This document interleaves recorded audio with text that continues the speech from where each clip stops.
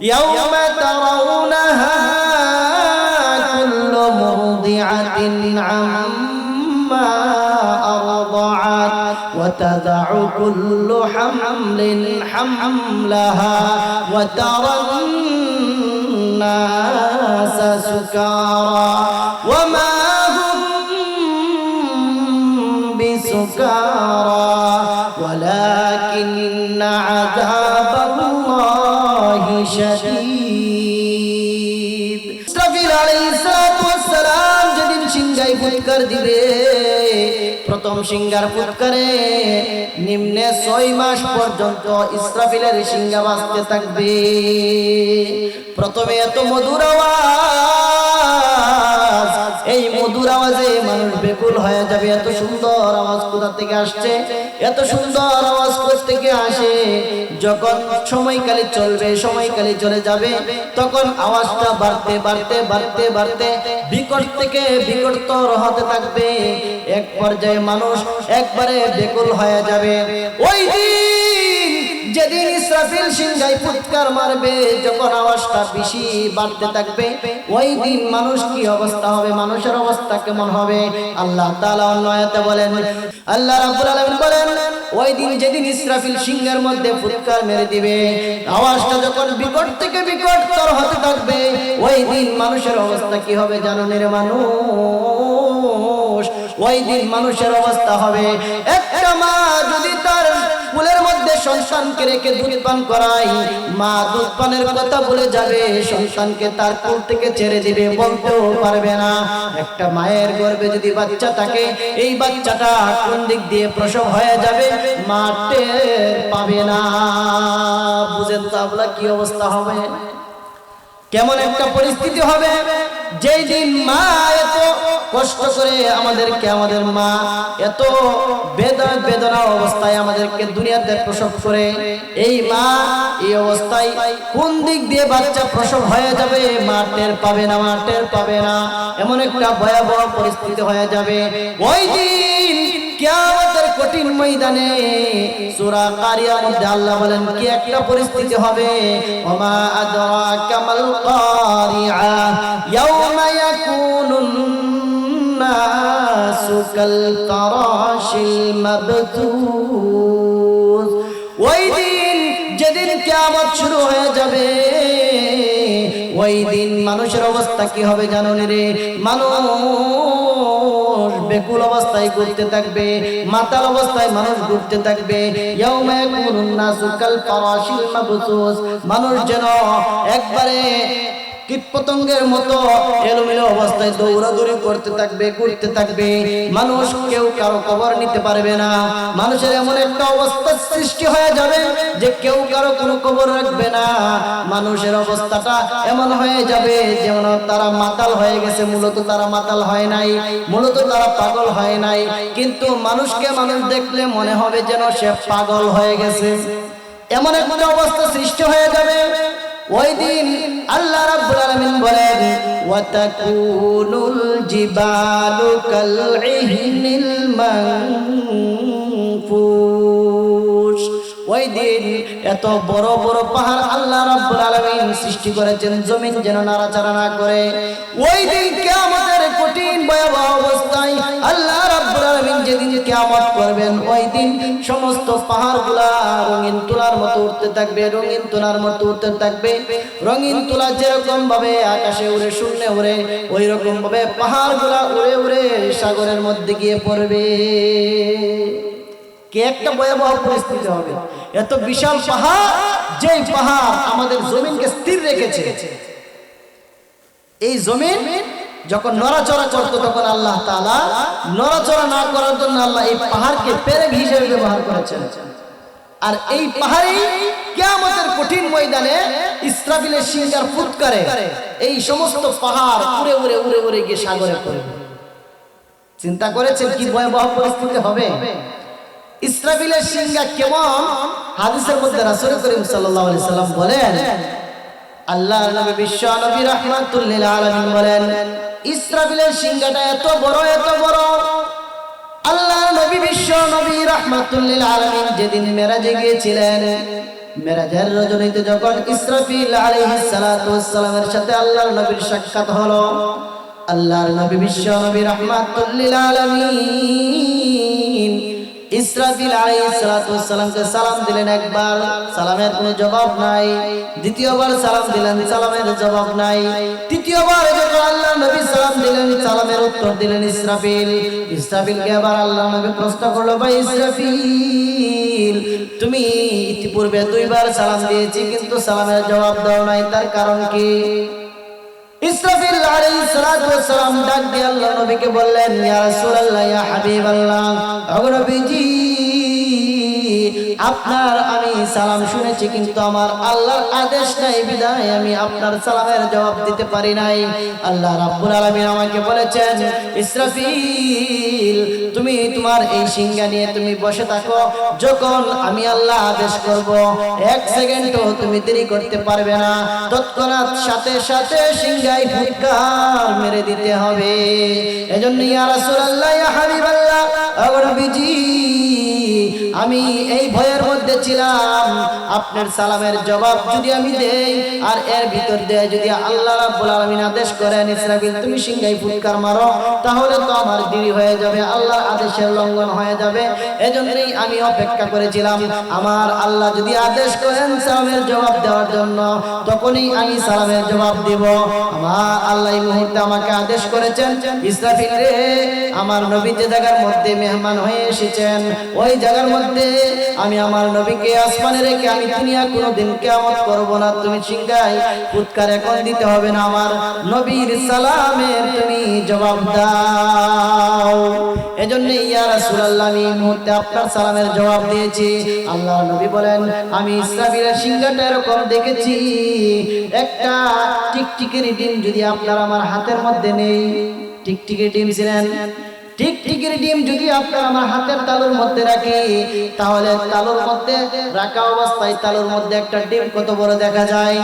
ওই রকম ভাবে ইসরাফিল আলাইহিস সালাতু ওয়াস সালামের সিংহার মুখের মধ্যে দুনিয়াটা এরকম, যেরকম হাতের তালুর মধ্যে টিকটিকির ডিম যেরকম ছোট, ওই রকম ভাবে ইসরাফিলের সিংহার মুখের মধ্যে আল্লাহ রাব্বুল আলামিন দুনিয়াটাকে রাখছেন। যদি একসাথে সিংহার মধ্যে একটা ফুৎকার মারেন, তাহলে সমস্ত দুনিয়ার মানুষ এক বাক্যে আওয়াজ শুনতে পাবে। এমন নয় যে দুনিয়ার পৃথিবীর এক প্রান্ত থেকে ইসরাফিল সিংহায় ফুৎকার মারছে, আমাদের এখানে আস্তে আস্তে একটু দেরি হবে, বিষয়টা এরকম নয়। সারা পৃথিবীতে একসাথে এক মুহূর্তে ইসরাফিলের সিংহা ফুৎকার যখন মারবে তখন বাঁচতে থাকবে। ইসরাফিল আলাইহিস সালাতু ওয়াস সালাম সিংহার মধ্যে প্রসিদ্ধ মত অনুযায়ী দুইবার সিংহার মধ্যে ফুৎকার দিবেন।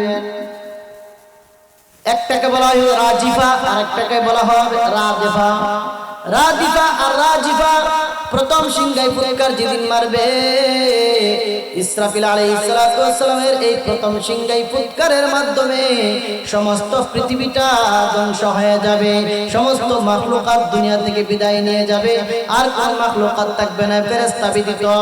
এরপরে আল্লাহ রাব্বুল আলামিন আদেশ করবেন, রে আজরাইল, যাও যাও, দুনিয়াতে যত ফেরেশতা আমি সৃষ্টি করেছি সমস্ত ফেরেশতার জান কবজ করো। সমস্ত ফেরেশতাও দুনিয়া থেকে বিদায় হয়ে যাবে, সব কিছু শেষ হয়ে যাবে। এরপরে শুধুমাত্র থাকবে আল্লাহ এবং আজরাইল। আজরাইলকে আবার আল্লাহ বলবেন, আজরাইল, দুনিয়াতে আর কোন মাখলুকাত আছে কি? বললো, না না না, আইয়া, ওগো আল্লাহ, দুনিয়াতে আর কোন মাখলুকাত বাকি নাই। তখন আজরাইলকে বলবে, আজরাইল, তুমিও শেষ হয়ে যাও। আজরাইল দুনিয়া থেকে বিদায় হয়ে যাবে। কুল্লু মান আলাইহা ফান ওয়া ইয়াবকা ওয়াজহু রাব্বিকা যুল জালালি ওয়াল ইকরাম। আল্লাহ রাব্বুল আলামিন বলেন, দুনিয়ার সব মাখলুক দুনিয়া থেকে বিদায় হয়ে যাবে, সব মাখলুক শেষ হয়ে যাবে, কোন মাখলুক দুনিয়াতে বাকি থাকবে না। কুল্লু মান আলাইহা ফান, সব ধ্বংস হয়ে যাবে, সব ধ্বংস হয়ে যাবে। ওয়া ইয়াবকা ওয়াজহু রাব্বিকা যুল জালালি ওয়াল ইকরাম। একমাত্র আল্লাহ রাব্বুল ইজ্জত দুনিয়ায় বাকি থাকবেন। আল্লাহ মরবে না, আল্লাহর কোনো শুরুও নাই, আল্লাহর শেষও নাই। আল্লাহ আযালি, আল্লাহ আবাদি, আল্লাহর শুরুও নাই, আল্লাহর শেষও নাই। আল্লাহ কোনোদিন মরবে না। সব মাখলুকাত দুনিয়া থেকে বিদায় হয়ে যাবে, কিন্তু একমাত্র বাকি থাকবেন কে? আল্লাহ বাকি থাকবে, আর সব ধ্বংস হয়ে যাবে। এটা তো আল্লাহ রাব্বুল আলামিন জমিনবাসীর কথা বললেন। অন্য সূরার মধ্যে আল্লাহ তাআলা আসমান যে ধ্বংস হবে বলেন, ইযাস সামাউ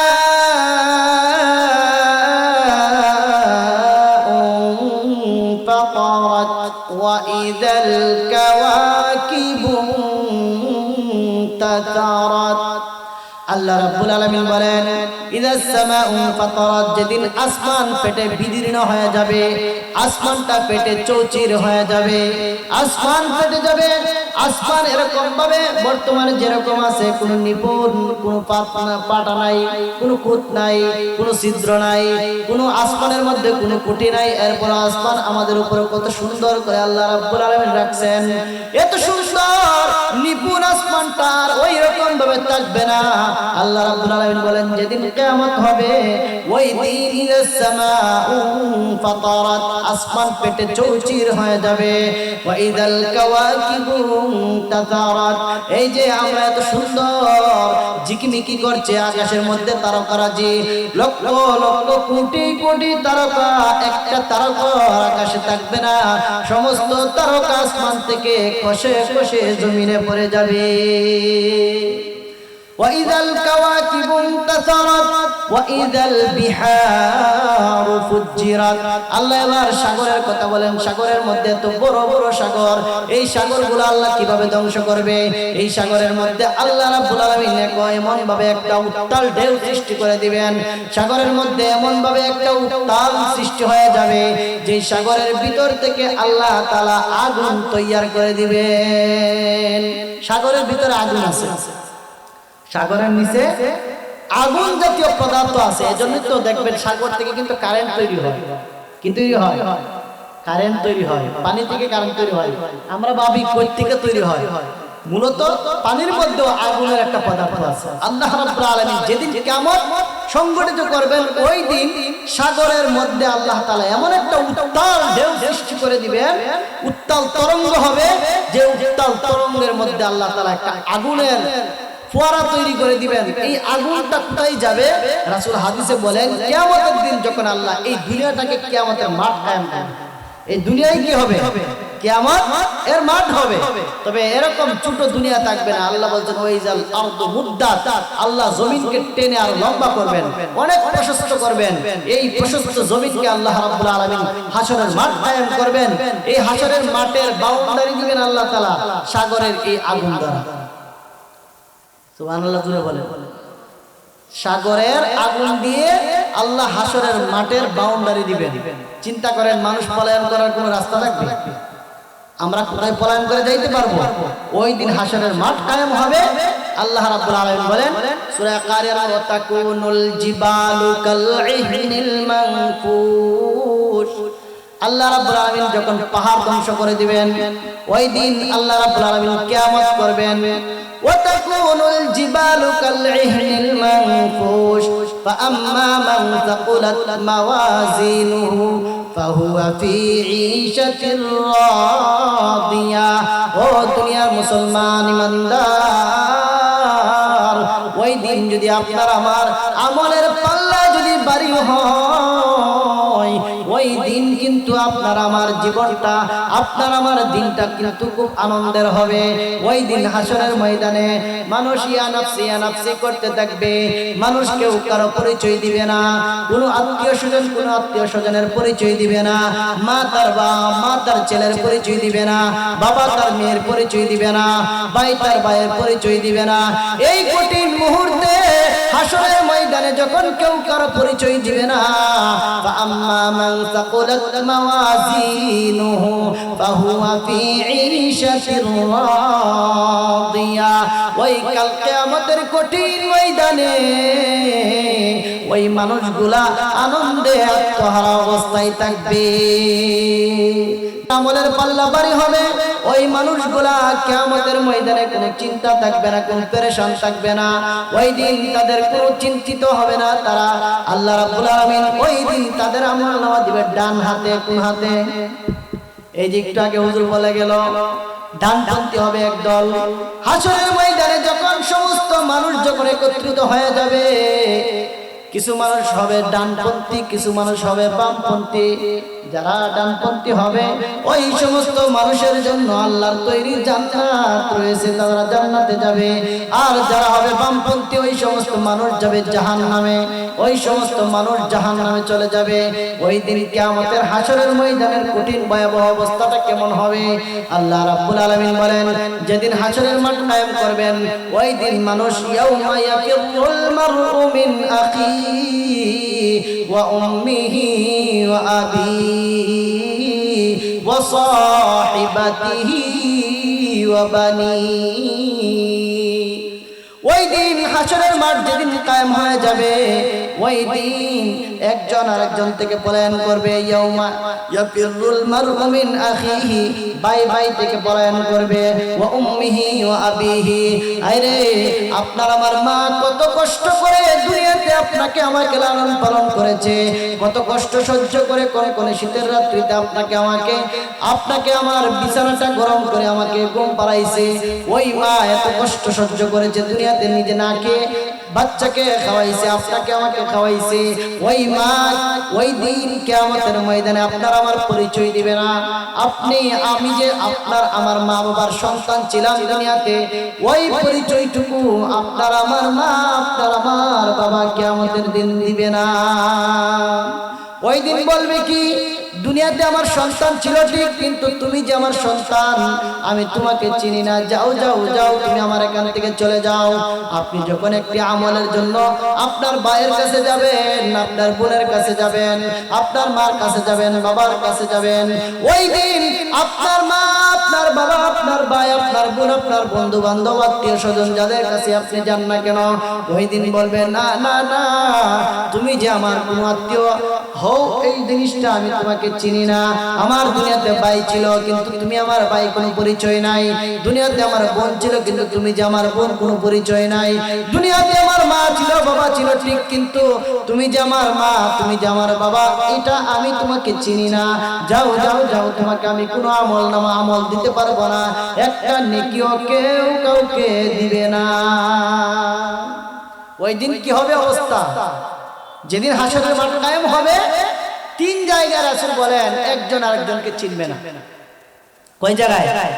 তিন জায়গায়, তিনটা স্থানে মানুষ মানুষকে চিনবে না। যেদিন আমলনামা, যেই সময় আমলনামা হাতে দিবেন, কিছু মানুষের আমলনামা দিবেন আল্লাহ ডান হাতে, কিছু মানুষের আমলনামা দিবেন বাম হাতে।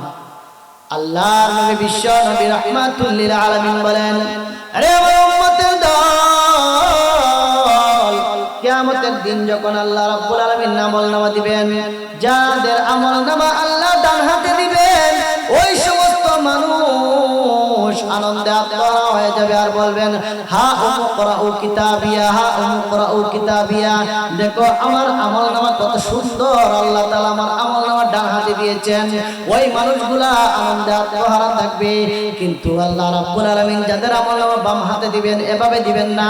আল্লাহর নবী বিশ্ব নবী রাহমাতুল লিল আলামিন বলেন, যেদিন আল্লাহ রাব্বুল আলামিন বামপন্থী যারা আছে তাদের আমলনামা যখন বাম হাতে দিবেন, বাম হাতটাকে পিছন দিক দিয়ে নিয়ে আল্লাহ তাআলা বুকটাকে ছিদ্র করে আল্লাহ তাআলা এই হাতটাকে আবার সামনে আনবেন আর এই বাম হাতের মধ্যে আমলনামা দিবেন।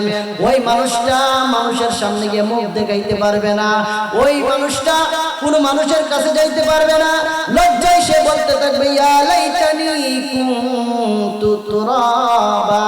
ওই দিন কাফেরের দলেরা বলতে থাকবে, হায় রে আফসোস, যদি আমি মাটি হয়ে যাইতাম, যদি আমার কোনো কিছুই না থাকতো, আমি যদি জীবিতই না থাকতাম, আমি যদি একবার মাটির সাথে মিশে যাইতাম, আমার জন্য ভালো হয়তো। আজকে এমন লজ্জিত লাঞ্ছিত অবস্থায় আমার হাতে আমলনামা দেওয়া হইল, আমি মানুষের সামনে কিভাবে গিয়ে মুখ দেখাবো? ওই দিন যদি আপনি আমি বামপন্থী হয়ে যায়, আল্লাহ না করুন, তাহলে আপনার আমার আফসোস আর দুঃখের সীমা থাকবে না। যে দুনিয়া উপার্জনের জন্য আপনি আমি এত মেহনত এত কষ্ট সহ্য করতেছি, আপনার আমার এই দুনিয়ায় যা কিছুই করি না কেন সব কিছু আপনার আমার ওই দিন মনে হবে আমি সব বেকার করেছি, সব বেকার হয়েছে আমার। ওই দিন আপনার আমার এই আমল দুনিয়ার যে চলাফেরা করেছি, যা ছেলে মেয়ের জন্য রেখে গিয়েছি, যা দুনিয়াতে সম্পদ রেখে গিয়েছিলাম, নিজে না খেয়ে ছেলে মেয়ের জন্য যা কিছু আমি করেছিলাম, সব কিছু ওই দিন মনে হবে সব অনর্থক করেছিলাম, সব অনর্থক করেছিলাম। ওই দিন আপনার ছেলে আপনার মেয়ে আপনাকে কোনো পরিচয়ই দিবে না যে আমার বাবা, সে আমার মা। এই পরিচয় একটা সন্তান তার বাবাকে দিবে না। এই পরিস্থিতি হবে, কঠিন ভয়াবহ অবস্থা হবে। আল্লাহ রাব্বুল আলামিন এই যে সূরা ইনফিতারের মধ্যে বলেন, ইযাস সামাউ ফাতারাত ওয়া ইযাল কাওয়াকিবু ইনতাসারাত ওয়া ইযাল বিহারু ফুজ্জিরাত ওয়া ইযাল কুবুর বু'থিরাত। মানুষকে কবর থেকে আবার উঠানো হবে, কবর থেকে উঠানো হবে। যে যে জায়গার মধ্যে দাফন হয়েছে ওই জায়গা থেকে আল্লাহ তাআলা কিয়ামতের দিন আবার তাকে তুলবেন। ওই জায়গা থেকে যখন মানুষটা উঠবে, কি অবস্থায় উঠবে আল্লাহর নবী বলেন, হুফাতান উরাতা। ওই মানুষটা উলঙ্গ অবস্থায়, খতনাবিহীন অবস্থায় ওই মানুষটা কিয়ামতের মাঠে আবার উঠবে। যেরকম ভাবে আপনি আমি জন্মগ্রহণ করেছিলাম খতনা অবস্থায়, আপনার আমার খতনা ছিল। একমাত্র আল্লাহর নবী বিশ্ব নবীর খতনা অবস্থায় রাসূল দুনিয়াতে আগমন করেছেন। কিন্তু আমরা আমাদের খতনা তো ছিল না, আমরা দুনিয়াতে আসার পর খতনা হয়েছে। রাসূল বলেন ওই মানুষটা কিয়ামতের দিন কবর থেকে কিভাবে উঠবে জানো? যে মানুষটা উলঙ্গ অবস্থায় উঠবে, খতনাবিহীন উঠবে। খতনাবিহীন উঠবে ওই মানুষটা। উঠার পরে সমস্ত মানুষ উলঙ্গ অবস্থায় থাকবে। হযরত আয়েশা রাদিয়াল্লাহু তাআলা আনহা বলেন, ইয়া রাসূলুল্লাহ, ইয়া হাবিবাল্লাহ, আগো নবীজি, তাহলে আপনার আদরের স্ত্রী হযরত আয়েশা উম্মুল মুমিনিন হযরত আয়েশাও কি উলঙ্গ থাকবে? মা ফাতিমাও কি উলঙ্গ থাকবে? এরকম আরো যত বড় বড় নারীরা আছে তারাও কি উলঙ্গ থাকবে? আমাদের কি লজ্জা লাগবে না? আল্লাহর নবী বিশ্ব নবী রাহমাতুল লিল আলামিন বলেন, রে আয়েশা, তুমি তো আমার এই কথা শুনেছো, পরের কথা শুনো নাই। ওই দিন কি অবস্থাটা হবে জানো? ওই দিনের অবস্থা হবে এমন, মানুষ উপরের দিকে তাকাইয়া যে দৌড়তে থাকবে, দৌড়তে থাকবে, নিচের দিকে চাওয়ার কোনো সুযোগ থাকবে না। কোন মানুষটা উলঙ্গ আর কার পরনে কাপড় পরিধান আছে এই জিনিসটা কেউ তাকাইবে না, কেউ দেখবে না। এমন একটা ভয়াবহ পরিস্থিতি হবে হাসরের ময়দানের ভয়াবহতা দেখে মানুষ তার উলঙ্গতার কথা ভুলে যাবে। মানুষ কার শরীরে কাপড় আছে না আছে ওই জিনিসটা মানুষ আর খবর রাখবে না। ওই দিন সব কিছু সব ভুলে যাবে। ওয়াইদাল কুবুর বু'থিরাত আলিমাত নাফসুম মা কদ্দামাত ওয়া আখারাত। আরে মুসলমান, ওই দিন তুমি জানতে পারবে তুমি সামনে কি প্রেরণ করেছো, পিছনে কি রেখে এসেছো। অর্থাৎ দুনিয়াতে থাকতে তুমি আখিরাতের জন্য কি আমল করেছো আর কোন জিনিসটা তুমি আমল করে নাই রেখে এসেছো। ওই জিনিসটা কাল কিয়ামতের দিন সব কিছু ভিডিও ফুটেজের মতো সামনে আসবে। ওই দিন যখন আলিমাত নাফসুম মা কদ্দামাত ওয়া আখারাত, আল্লাহ বলেন, ইয়া আইয়ুহাল ইনসান, হে লোক সকল, মা গাররাকা বিরাব্বিকাল কারীম, কোন জিনিস তোমাকে ধোঁকা দিয়ে রাখলো মহান রব থেকে, এই তোমার সম্মানিত রব থেকে কোন জিনিস তোমাকে ধোঁকা দিয়ে রাখলো। মা গাররাকা বিরাব্বিকাল কারীম, ওই মহান রব থেকে তোমাকে কোন জিনিস ধোঁকা দিল। আজকে তো আমাকে আপনাকে মহান রব থেকে শয়তান ধোঁকা দিয়ে রাখছে, ঠিক কিনা? এই শয়তান আপনাকে আমাকে মহান রব থেকে ধোঁকা দিয়ে রাখছে। অথচ আল্লাহ রাব্বুল আলামিন বলেন, ইয়া আইয়ুহাল ইনসান, হে লোক সকল, মা গাররাকা বিরাব্বিকাল কারীম, তোমাকে কোন জিনিস মহান রব থেকে ধোঁকা দিয়ে রাখলো, দূরে রাখলো, এই মহান রব থেকে দূরে সরার কারণে আপনার আমার অবস্থা কি হবে, ভয়াবহ পরিস্থিতি বা হাসরের ময়দানে যেদিন আপনি আমি হাসরের মাঠে দাঁড়াইব, ওই দিন হাসরের মাঠের ভয়াবহ পরিস্থিতি আপনার আমার সামনে আসবে। তখন আপনি আমি আফসোস ছাড়া আর কোনো রাস্তা আপনার আমার থাকবে না, শুধুমাত্র আফসোস করতে থাকবেন। এই জন্য এই যুবক ভাই, আপনার আমার এখনো সময় আছে। যুবক, তুমি যৌবন কালে তুমি যদি ইবাদত না করো, মহান রবের গোলামি যদি তুমি না করো, কাল কিয়ামতের দিন কিন্তু আল্লাহর আদালতে গিয়া আপনার আমার যৌবন কালের হিসাবও দিতে হবে। জোরে বলেন ঠিক কিনা? যৌবন কালের হিসাব দিতে হবে, তোমার জীবনের হিসাব দিতে হবে। আল্লাহর নবী বিশ্ব নবী রাহমাতুল লিল আলামিন বলেন, কিয়ামতের ময়দানে যখন মানুষ দাঁড়াইবে, তখন পাঁচটা জিনিসের হিসাব না দেওয়ার আগ পর্যন্ত কোনো মানুষ বিন্দু পরিমাণ তার কদমটাকে সরাইতে পারবে না, 1 ইঞ্চি পরিমাণও মানুষ সরাইতে পারবে না। যেদিন কিয়ামতের দিন মানুষ 50,000 বছর এক জায়গায় দাঁড়িয়ে থাকবে। কত হাজার? 50,000 বছর।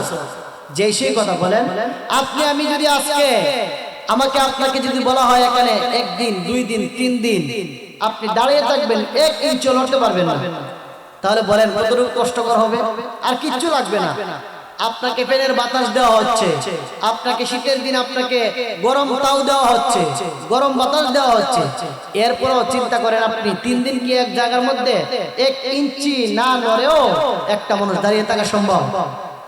3 দিন বাদ দিলাম, 10 দিন উদাহরণস্বরূপ, 10 দিন আপনি দাঁড়িয়ে থাকলেন, 10 দিন দাঁড়িয়ে থাকলেন, কোনো খানা নাই, পানি নাই, কোনো কিছু নাই, একটা মানুষ 10 দিন দাঁড়িয়ে থাকা সম্ভব? কিয়ামতের ময়দানে রাসূল বলেন, নিম্নে একটা মানুষ 50,000 বছর দাঁড়িয়ে থাকতে হবে। 50,000 বছর, অর্থাৎ কিয়ামতের একদিন দুনিয়ার 50,000 বছরের সমান। কত হাজার বছরের সমান? 50,000 বছরের সমান। এই কিয়ামতের দিন আপনি আমি 1 ইঞ্চি পরিমাণ এদিক সেদিক নড়াচড়া করার সুযোগ থাকবে না, অর্থাৎ নড়াচড়া করতেই পারবো না, এত বীর হবে। আল্লাহর নবী বিশ্ব নবী রাহমাতুল লিল আলামিন বলেন, যেই দিন কিয়ামতের কঠিন ময়দানে আপনি আমি 1 বিন্দু পরিমাণ নড়তে পারবো না, ওই দিন আল্লাহর নবী বিশ্ব নবী বলেন, একটা মানুষ 5টা জবাব না দেওয়ার আগ পর্যন্ত, 5টা জিনিসের উত্তর না দেওয়া পর্যন্ত আল্লাহ রাব্বুল আলামিন তাকে এখান থেকে কোনোদিন সরাইবে না। 1 নম্বর, রে দুনিয়ার উম্মত, তোমাকে জিজ্ঞাসা করবে তুমি তোমার জীবনটাকে কোন কাজে ব্যয় করেছো? 1 নম্বর, তুমি তোমার হায়াতকে কোন কাজে ব্যয় করেছো? আমি আল্লাহর দেওয়া এই হায়াত, তোমাকে এত সুন্দর একটা সুস্থ জীবন আমি দান করেছিলাম, এই সুস্থ জীবন পেয়ে তুমি আমি আল্লাহর গোলামি কতটুকু করেছো আর নাফরমানি কতটুকু করেছো? তুমি ওই জিনিসটা আজকে জবাব দিয়ে এখান থেকে যেতে হবে। কিয়ামতের দিন আল্লাহর নবী বলেন, ওই দিন মানুষ তার জীবনের হিসাব দিতে হবে। এরপর আল্লাহর নবী বলেন, বিশেষ করে যুবক ভাই, আপনি আমি হেলাই খেলাই জীবনটাকে কাটিয়ে দিচ্ছি, আমার যৌবনটাকে আমি ফুরিয়ে দিচ্ছি, আপনি আমি যৌবনটাকে শেষ করে দিচ্ছি, আল্লাহর গোলামি করতেছি না। আমার রাসূল বলেন, কিয়ামতের দিন বিশেষভাবে যুবকদেরকে প্রশ্ন করা হবে, রে যুবক, কিয়ামতের দিন তুমি জবাব দিয়ে যাও, আমি যে যৌবনকালটা তোমাকে দিয়েছিলাম, এত সুন্দর একটা যৌবনকাল তোমাকে দিয়েছিলাম, যেই যৌবনকালটা তুমি খুব সুস্থ ছিলে, তোমার কোনো অসুস্থতা ছিল না, এই যৌবনকালে তুমি আমি রবের কতটুকু ইবাদত করেছো? যৌবনকালের হিসাব দিতে হবে। 1 নম্বর, হায়াতের হিসাব দিতে হবে, নিজের সারা জীবনের হিসাব দিতে হবে। 2 নম্বর, বিশেষভাবে তোমার যৌবনকালের হিসাব দিতে হবে, কারণ এই যৌবনকালের দাম কিন্তু যুবক আল্লাহর কাছে অনেক বেশি, অনেক বেশি। যৌবনকালে যদি কোনো মানুষ যদি আল্লাহর গোলামি করে, এই মানুষটা বৃদ্ধ হওয়ার পরে যদি কোনো ইবাদত নাও করতে পারে, ওই আল্লাহ রাব্বুল আলামিন ফেরেশতাদেরকে বলবেন, রে আমার ফেরেশতারা, আমার এই বান্দা যৌবনকালে তাহাজ্জুদ করেছে, রাতে জেগে জেগে আমার কালাম তেলাওয়াত করেছে, সে নফল নামাজ পড়েছে, আরো অনেক ইবাদত করেছে, আজকে আমার বান্দা শক্তি নাই, সামর্থ্য নাই, আমার বান্দা আজকে শক্তি যদি থাকতো তাহলে আমার বান্দা অনেক ইবাদত করতো বান্দা। এই জন্যই ফেরেশতা তুমি আমার বান্দার জন্য তুমি তোমার এই আমলের ডায়েরির মধ্যে তুমি যৌবনকালের ইবাদত গুলা লিখতে থাকো। বৃদ্ধ হওয়ার পরে আপনি ইবাদত না করে সওয়াব পাইবেন, গুনাহ কি? কিন্তু যুবক ভাই, আপনি আমি আমার জীবনটাকে এরকম ভাবে যে যৌবনকালটাকে ফুরিয়ে দিচ্ছি, যৌবনকাল যে আপনার আমার চলে যাচ্ছে, আপনি মনে করতেছেন দাড়ি উঠবে, দাড়ি সাদা হবে, আমার বৃদ্ধ হব, আমার চামড়া কুচ হবে। কে বলেছে ভাই তোমাকে বৃদ্ধ হওয়ার সুযোগটাও তো আল্লাহ না দিতে পারেন? বৃদ্ধ হওয়ার আগে আগেও তো তুমি তোমার মতো আমার মতো অনেক যুবক দুনিয়া থেকে বিদায় হয়ে যাচ্ছে। তোমার মতো আমার মতো অনেক যুবক গাড়ির নিচে পড়ে অ্যাক্সিডেন্ট হয়ে দুনিয়া থেকে বিদায় হয়ে যায়, স্ট্রোক করে দুনিয়া থেকে বিদায় হয়ে যায়, হঠাৎ করে কেউ কাউকে বলতেও পারে না দুনিয়া থেকে বিদায় হয়ে যায়। রে যুবক ভাই, তুমি যে এই যৌবনকালটা পার হয়ে তোমার বৃদ্ধকালটা তোমার সামনে আসবে, তোমার জন্য এই গ্যারান্টি তোমাকে কে দিয়েছে? গ্যারান্টি নাই, গ্যারান্টি নাই। তোমার যে কোনো সময় তোমার মৃত্যু চলে আসতে পারে, যে কোনো মুহূর্তে তোমার বিদায়ের ঘন্টা বেজে যাইতে পারে। এজন্যই আল্লাহর নবী বলেন, রে যুবক, তুমি তোমার যৌবনের হিসাব তোমার আলাদাভাবে দিতে হবে। এজন্যই যৌবনকালটাকে কাজে লাগাইতে হবে। দুইটা, এক নম্বর হলো নিজের হায়াতের হিসাব দিতে হবে, জীবনের হিসাব। দুই নম্বর বিশেষভাবে যৌবনকালের হিসাব দিতে হবে। তিন নম্বর, দুনিয়াতে থাকতে রাত দিন 24 ঘন্টা মেহনত করে আমি যে উপার্জন করেছি সম্পদ, এত সম্পদ আমি কামাই করলাম কিন্তু ভোগ করতে পারলাম না। এই সম্পদ যে আমি দুনিয়াতে আমার ছেলে মেয়ের জন্য রেখে গেলাম, এই সম্পদ তুমি কোন কাজে কিভাবে উপার্জন করেছো, কোন পথে উপার্জন করেছো, আর কোন পথে ব্যয় করেছো, এই দুই জিনিসের হিসাব দিতে হবে। তুমি আমি যেই জিনিসটা, যে সম্পদের জন্য আপনি আমি রাত দিন মেহনত করতেছি, রাত দিন আপনি আমি চেষ্টা করতেছি, কিন্তু আপনার আমার সম্পদের হাহুতাশ কমতেছে না, আপনার আমার সম্পদের অভাব কমতেছে না, ওই সম্পদের হিসাব আল্লাহর আদালতে গিয়ে জবাব দিতে হবে। এই যুবক, তুমি যৌবনকালটাকে আমার ইবাদতে না কাটাইয়া তুমি যৌবনকালটাকে তোমার উপার্জনের কাজে তুমি কাটাইছো। এই উপার্জন তুমি কিভাবে করেছো? সুদ খেয়ে, ঘুষ খেয়ে, অবৈধ পথে মিথ্যা কথা বলে মানুষকে ধোঁকা দিয়ে তুমি সম্পদ উপার্জন করেছো। আজকে আমি আল্লাহর আদালতে জবাব অবশ্যই তোমাকে দিতে হবে। কোন পথে মাল উপার্জন করেছেন আর কোন পথে মালটা ব্যয় করতেছেন, এই হিসাবটুকু আল্লাহর আদালতে দিতে হবে। তাহলে আপনাকে আমাকে এই মালের হিসাবও দিতে হবে। মনে করছি আপনি আমি যে আমি মনে হয় এই মাল কামাইতেছি, মনে হয় কোনো হিসাব দিতে হবে না।